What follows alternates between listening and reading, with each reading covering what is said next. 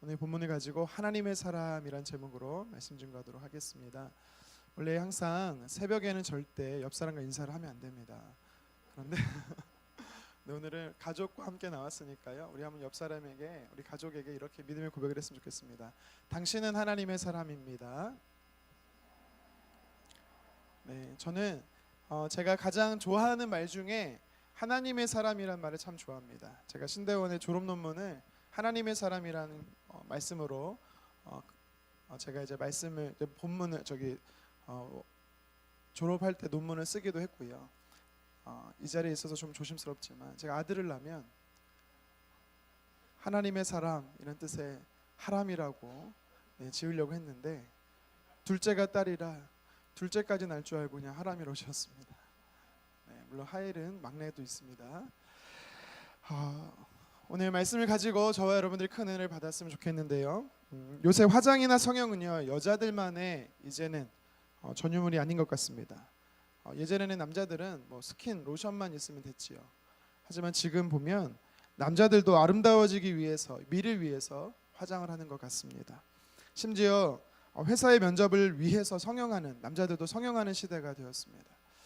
대기업 중에 이름을 제가 밝힐 수는 없겠지만 OK랑 비슷한 그룹이 하나 있습니다. 그 그룹에서 감을 못 잡는군요. OK랑 발음이 비슷한 대기업이 있는데 이곳에 면접을 보는데 면접 서류에 이런 문구가 있었어요. 키는 얼마 이상, 학교는 어느 학교 이상, 성격은 배려심 많고 밝은 사람. 심지어 이 면접을 볼 때 이 사진들이 면접관들이 면접을 보는 게 아니라 관상을 보는 사람들이 와갖고 그 사람의 얼굴을 보고 이 사람은 합격, 불합격을 점수를 줬다라고 합니다.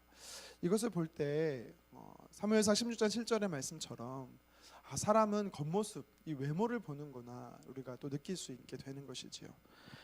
하지만 감사하게도 다행이라고 말해야 될지는 모르겠지만 우리 하나님은 어떻습니까? 이 겉사람, 속사람을 보는 것이 아니라 우리 마음의 중심, 내면을 보시는 분이 바로 하나님이시지요. 여러분 한번 생각해 보세요. 만약에 하나님이 주님의 나라의 일꾼을 뽑는데, 쉽게 말해 목회자를 뽑는데 하나님이 기준이 외모에 있다라고 한번 쳐보세요. 우리 교회만 보고 생각하더라도 저 빼고 누가 사역할 수 있겠습니까? 아무도 사역 못합니다. 네, 죄송합니다. 네, 눈을 푸세요. 농담이죠. 네, 하나님은 우리의 중심을 보시기 때문에 빈부귀천을 막론하고 누구든지 하나님의 사랑을 받을 수 있고요. 누구든지 하나님께 귀하게 쓰임을 받을 수 있고요. 이 자리에 나온 우리의 자녀들 역시도 하나님의 도우심과 축복 속에 살아갈 수 있는 것입니다. 오늘 말씀은 하나님께서 이사야 선지자를 통해서 앞으로 오시게 될 메시아, 인류를 구원하게 될 메시아, 우리가 누군지 알죠? 예수 그리스도를 통해서 하나님께서 받고 싶은 그 영광스러운 것을 오늘 기록하고 있는 게 1차적인 의미입니다. 예수님을 통해 영광 받으시기 원하시는 하나님께서는요 동일하게 저와 여러분의 삶을 통해서 영광 받기 원하신다라는 것이 오늘 말씀해 주는 2차적인 의미지요. 그래서 오늘 하나님께서 특별히 사랑하고 기대하시는 저와 여러분들, 그리고 하나님의 관심 가운데 있고 하나님의 선물인 믿음 안에서 살아가는 저와 여러분들을 통해서 하나님이 어떻게 영광 받으시기 원하시는지 살펴보기를 원합니다. 오늘 특별히 분유의 새벽 기도를 맞아서 우리 다음 세대들, 우리 자녀들을 통해서 하나님이 약속하시는 은혜들을 받아 누리는 모두가 되기를 주님의 이름으로 축원합니다. 자, 본문 말씀에서 하나님이 저와 여러분에게 주시는 첫 번째 약속이 있습니다. 그것이 뭐냐면, 한번 저를 따라해 보시겠습니까? 하나님은 나를 붙드신다. 자, 하나님께서 우리에게 첫 번째 약속하시는 게 뭐냐면 붙드신다라는 것이 약속입니다. 자, 우리 자녀들을 붙드신다라는 것이죠. 오늘 성경 본문에 보니까 하나님께서 친히 내가 붙드는 나의 종아라고 이렇게 표현하세요. 내가 붙드는 나의 종이라 이렇게 칭하십니다. 여기서 말씀하시는 하나님이 붙드신다라는 의미는요 절대 흔들리지 않게 하신다라는 겁니다. 꽉 잡고 계신다라는 의미입니다. 사람은요 지치고 힘들면 자기가 잡고 있던 것도 놓고 싶어 합니다. 심지어 영적으로 지칠 때면 신뢰의 대상인, 믿음의 대상인 하나님까지도 우리는요 놓으려고 하는 그런 마음이 있습니다. 그런데 오늘 성경에 보면 하나님께서 반대로 내가 붙든다라고 말씀하실 때 여기서 붙드신다라는 것은요 어떤 상황에도 하나님은 결코 그의 사람을 포기하지 않는다라는 것입니다. 끝까지 붙드시겠다라는 하나님의 이 강력한 의지가 오늘 말씀에서 우리에게 약속으로 주어진 것이지요. 성경에 보면 하나님의 붙드신다는 말씀이 참 많이 있어요. 자, 몇 구절만 말씀드리면 시편 20편 2절에 성소에서 너를 도와주시고 시온에서 너를 붙드신다라고 말씀하세요. 성소가 어디입니까? 시온이 어디입니까? 오늘날로 말하면 성전이지요. 예배당입니다. 교회입니다. 쉽게 말해서 우리가 하나님 앞에 나와서 하나님 앞에 어떤 상황 가운데 있든 간절히 부르짖어 기도하면 하나님께서 그 문제를 도우시고 붙잡아 주시겠다라는 것입니다. 심지어 우리가 죄 가운데 있어서 하나님 앞에 나오기가 참 부끄러움 가운데 있어도 하나님은 도와주시겠다라는 것입니다. 시편 37편 17절에 보면 악인의 팔은 부러지나 의인은 여호와께서 붙드시는도다. 아멘. 똑같이 넘어져도 하나님의 사람은 붙드신다라는 것입니다. 여러분 이렇게 말하면 나는 넘어지고 부러지고 여러분 그 정도니까 다행인 겁니다. 하나님이 붙드신다라는 것입니다. 우리의 삶을 붙드신다라는 거예요. 너무 많아서 제가 말씀을 찾아보니까 붙드신다는 말씀이 너무 많아요. 하나만 더 얘기하면 시편 72편 23절에 내가 항상 주와 함께인 주께서 내 오른손을 붙드셨나이다. 아멘. 시편의 기자가 경험하는 것입니다. 아, 하나님이 내 삶을 붙들고 계시는구나. 하나님께서는요 저와 여러분들 또 우리 사랑하는 자녀들 평생을 붙드실 줄 믿으시기를 바랍니다. 우리가 읽진 않았지만 본문 오늘 41장 6절에서도 내가 내 손을 잡아 너를 보호하겠다. 내가 내 손을 잡는다. 다시 말해 붙잡는다라고 하나님 약속하고 있습니다. 다니엘을 보시기 바랍니다. 사악한 자들이 다니엘을 넘어뜨렸습니다. 사자굴에 던져짐을 당했지만 하나님께서는요 다니엘을 붙잡아 주셔서 사자굴에서 건지시는 것을 볼 수가 있습니다. 그의 친구 하나냐 미사라 아사엘이라고 말하는 사드락과 메삭과 아벳느고를 보십시오. 역시 하나님이 그 친구들을 다니엘의 친구들을 붙잡아 주셔서 그곳에서부터 구해 주시는 것을 우리는 볼 수가 있습니다.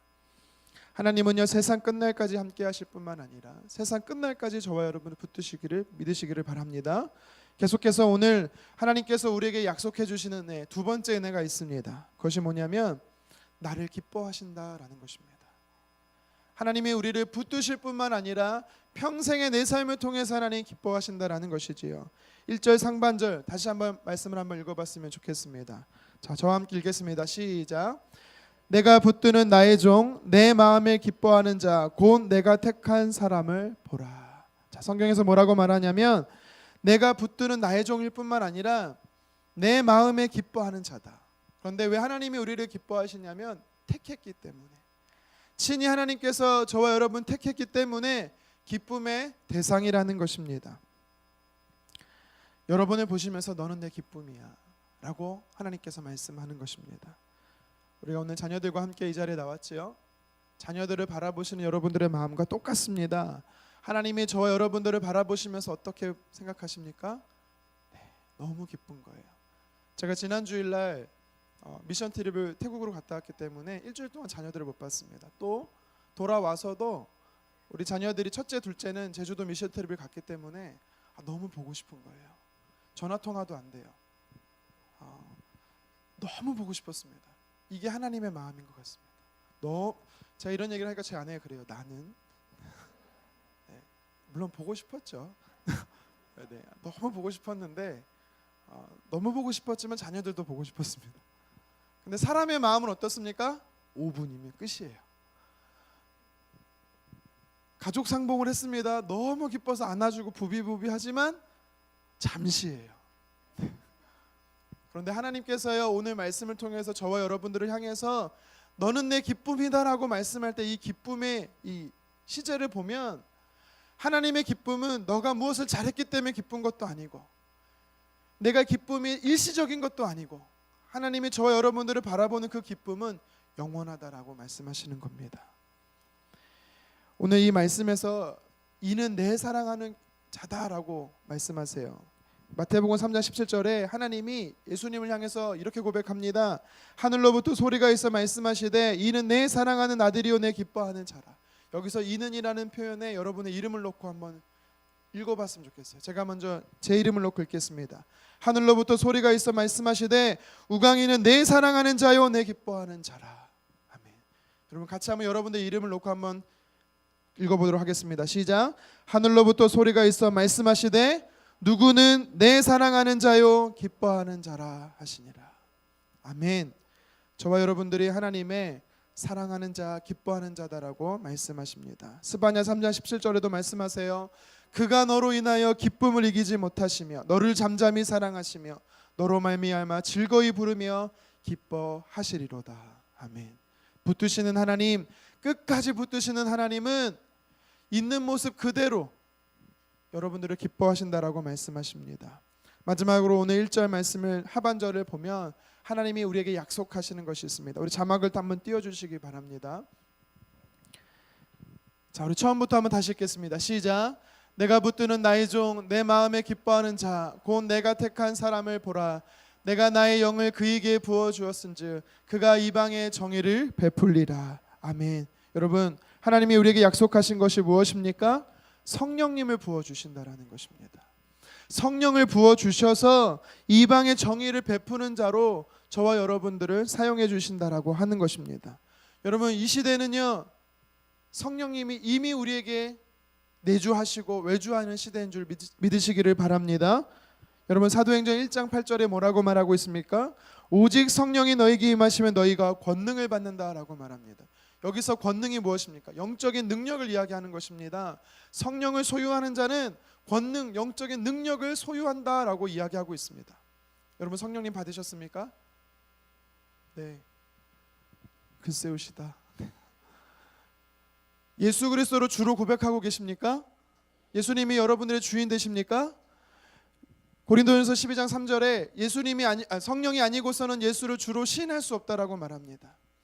무슨 뜻입니까? 이미 저와 여러분 안에는 성령이 내주하고 있다라는 겁니다. 그 이야기는 성령을 통하는 자는, 성령을 소유한 자는 권능이 나타납니다. 사도행전 1장 8절에 하반절에 뭐라고 말합니까? 예루살렘과 온 유대와 사마리아와 땅끝까지 이르러 내 무엇이 됩니까? 증인이 되리라. 오늘 우리가 함께 읽었던 이사야서 42장 1절에 뭐라고 말합니까? 나의 영을 그에게 주었은즉 그가 이방의 정의를 베풀리라. 하나님께서 바울을 통해서 이방의 사도로 부르십니다. 여러분 이 약속은 예수님만에게 주신 것도 아니고 바울에게 주신 것만도 아니고 저와 여러분들에게 특별히 사랑하는 우리 자녀들에게 주신 동일한 은혜인 줄 믿으시기를 바랍니다. 성령을 소유함으로 인하여 성령 충만을 통하여서 우리 자녀 나를 통해서 여러분들을 통해서 우리를 통해서 우리 자녀들을 통해서 성령의 사람으로 살아가게 하실 뿐만 아니라 영향력 있는 세상의 빛과 소금의 역할을 살아가는 하나님께서 은혜를 주신다라는 것입니다. 예수님은요 첫 제자를 부르시고 시몬이라는 사람을 보시자마자 뭐라고 말씀하십니까? 내가 너를 반석이라고 하겠다. 그는요 넘어지기도 많이 했습니다. 심지어 예수님을 십자가에 달리기 직전에 예수님을 3번이나 부인했습니다. 그럼에도 불구하고 예수님께서는 그 연약한 자 베드로를 보시자마자 시몬을 보자마자 내가 너를 큰 반석 베드로라고 말하겠다. 왜요? 성령이 임해졌더니 성령의 사람이 된 베드로가 한 번 설교했더니 3,000명이 돌아오고 5,000명이 회개하고 하나님 앞에 돌아오는 역사들이 일어나게 되는 것입니다. 베드로에게 능력이 있어서가 아닙니다. 하나님이 부어주시는 성령의 사람은 능력의 사람이 되기 때문이지요. 오늘 하나님께서는요 우리가 일하는 현장이나 생활하는 터전이 다 다르지만 우리가 하나님의 이름으로 보냄받은 곳에서 하나님의 사람으로 살아가기를 간절히 원하고 계십니다. 오늘 3가지를 하나님께서는 우리에게 약속하고 계십니다. 붙들어 주신다라는 것입니다. 하나님께서요 사람은 포기하고 사람은 놓을 수 있다 할지라도 하나님은 끝까지 여러분들을 포기하지 않고 우리 자녀들을 포기하지 않고 끝까지 책임져 주시겠다라고는 약속하고 계십니다. 사람은요 기뻐하는 모습만 보여야 기뻐합니다. 감정과 상황에 따라서 기쁨이 슬픔으로 변할 때도 있습니다. 하지만 오늘 하나님 말씀하십니다. 너는 나의 기쁨이야. 너의 존재 자체가 기쁨이라는 것입니다. 먹고 싸고 자고 하는 우리 이 아이들만 보더라도 그냥 기쁨입니다. 왜요? 내 자녀니까. 하나님이 택하셨기 때문에 여러분들은 하나님의 기쁨이 되는 것입니다. 뿐만 아니라 성령 충만을 통해서 여러분이 가는 그 현장 속에 능력의 사람으로 살아갈 수 있게 하신다라고 약속하고 있습니다. 이제 새로운 학년, 새 학기가 우리에게 자녀들에게 시작이 됩니다. 자녀들은 다소 설렐 수도 있을 것이고요. 이 자녀들을 바라보는 우리 부모 세대도 조금은 걱정이 될 수 있을 거라 생각이 듭니다. 하지만 염려하지 마시기 바랍니다. 왜요? 오늘 하나님께서 우리에게 약속하고 계시기 때문입니다. 붙잡아 주시고 기뻐하시고 성령 충만을 통해서 영향력 있는 삶을 살아갈 수 있게 하신다라고 약속하셨기 때문입니다. 여러분, 제가 그래서 믿음으로 선포합니다. 이 세대를 살아가는 저와 여러분들뿐만 아니라 다음 세대를 살아가는 우리 자녀들까지도 우리 영혼오른의 모든 성도님들은 하나님의 사람으로 하나님의 영광 돌릴 줄 믿기를 축원합니다. 또한 하나님의 나라의 대사로 하나님 나라의 귀한 일꾼으로 살아가게 될 줄을 믿음으로 선포합니다. 올 한해 하나님께서 우리를 통하여서 영광 받으시기를 간절히 소망합니다. 우리 한번 기도하겠으면 좋겠습니다.